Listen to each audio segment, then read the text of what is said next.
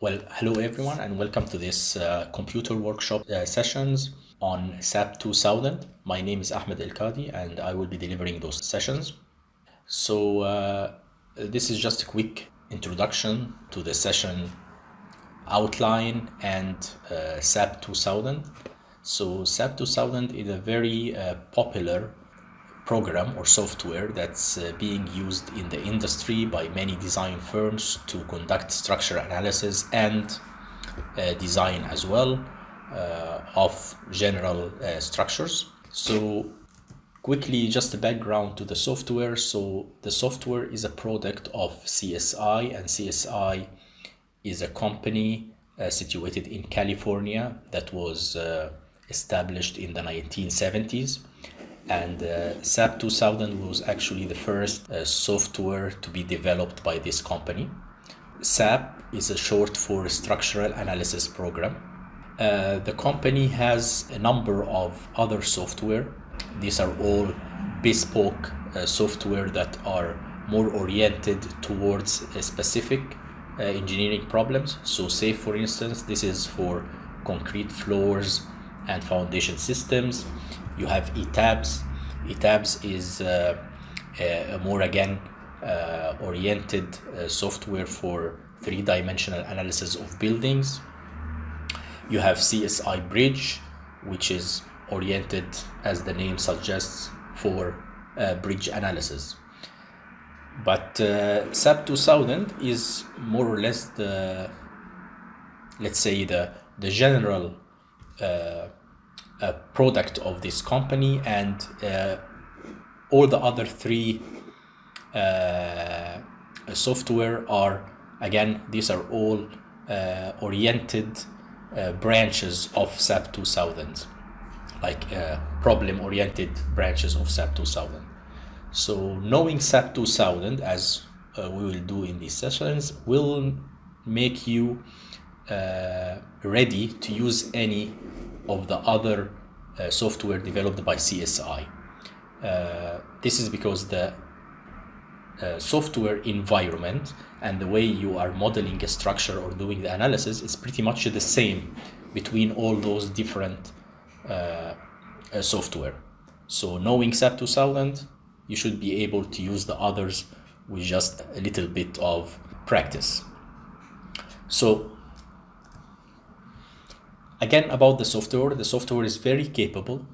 The software has been used and is being used in designing many complex and sophisticated structures. Like those are some of the structures where SAP was used in the structure analysis. Again, typically in a design firm, SAP, along with other software as well, could be used to analyze the same structure.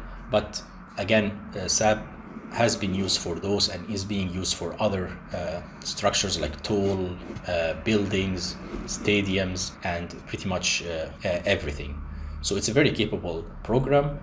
And again, doing an analysis for a high-rise structure or a very complex stadium 3D structure like the one that we see here, they are all based on the same principles when it comes to using the software.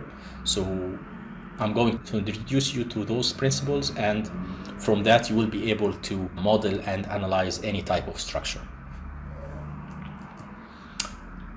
Now, this is a general disclaimer that I would like to show whenever I'm teaching any type of software.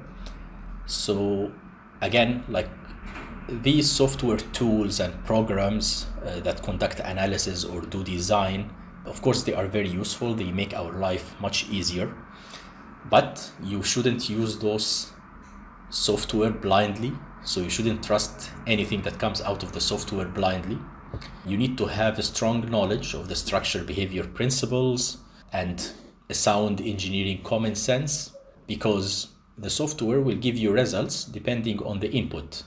So if you do a mistake in the input and you don't have this engineering common sense or a good understanding of the engineering principles of structure behavior, you may get a wrong output from the software, and you will not know that this output is wrong. And then when you start designing your structure, you may have failure or collapse can happen. And there are many examples in real life of this situation occurring. So you have to be careful. Again, you don't trust anything from software blindly. You need to assess the output. Does it make sense? Does it not make sense? And so on. We will go through this actually while we are doing these sessions, like after we model like a sample building and we get the output, we will try to assess if the output makes sense or not. Now the software, okay, you have right now you will have these sessions that will introduce you and will to the software, how to use it, how to do different things in it. But of course, the sessions will not cover every specific detail of the software. So the other things that you can refer to, there are many documentation online. So if you go to CSI Wiki, which is the CSI knowledge base, you can access additional tutorials and additional discussions on the different functionalities of SAP 2000. There is also this link where you can, again, there's like some very short watch and learn videos for specific, again, tools in SAP 2000. So this might be very useful for the things that we don't cover in this session. The software can be downloaded from the university software webpage over here.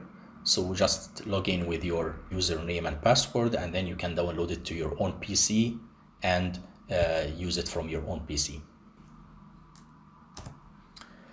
So this is quickly the workshop outline. So the workshop outline follows the actual modeling hierarchy in SAP 2000. So in the first session, we will start by introducing the software layout and the general controls and the graphical user interface. Then we'll start defining the geometry. So this is the first thing, that when you are trying to model a structure, you define the geometry. The second thing, you will be defining the materials and defining the sections, the cross sections of your structure and members, and then assigning these sections and materials to the different members in your structure. Then you start assigning boundary conditions, so support conditions, connection types, things like that. Then you proceed by defining the loads, what kind of loads are being applied on the structures, what different load cases, the load combinations. And then after you do all those 4 things, the geometry, defining the sections and materials, and defining the boundary conditions and defining the loads, then you can conduct the actual analysis. And after you conduct the analysis, you start by visualizing the results, or maybe importing the results to Excel or some external software to do further processing. So this will be the outline of our workshop. We have 5 main sessions. We might include 6 sessions to discuss some advanced topics or additional topics that might be helpful for you to be aware of when using SAP. Now, to go through these steps or these sessions, we are going to use an example, a practical example, and then we will go through how to model this example, do the analysis, and visualize the results. So our example here is a 2-story steel building, and here you can see the elevation, side view, and plan view of this 2-story structure. And let me move here. So this is just a 3D visualization of the structure. So the structure has pretty much everything in order to be able to cover most things in SAP. So it has braces in one direction, it has moment frames in the other direction, it has a concrete slab at each floor, it has different types of column supports. So this is again for us to practice modeling the different boundary conditions and supports in SAP. Here I also provide you with the general materials being used for the steel and for the concrete, and the type of loading that we are considering. So we have dead load that doesn't include the own weight of the structure, and there is a live load. All gravity loads are being included. So here we don't have any sort of seismic load or wind load, but we are going to go through this in the sessions. Like if you want to define something like that, how would you go about doing that? So this is the workshop example. And again, so starting by the first session, we'll start going by defining the geometry, modeling, drawing this thing in SAP, and then go ahead with the rest of the steps. So that's it. This concludes this quick overview of SAP 2000 and what we are going to do in this workshop sessions. So hopefully you will find it useful. And of course, by the end of each session, you try to do whatever we cover in the session, you try to do it yourself on your own PC. So you do this on session by session basis, so you don't lose track of the progress. And you should find it like a very easy software to use and very intuitive.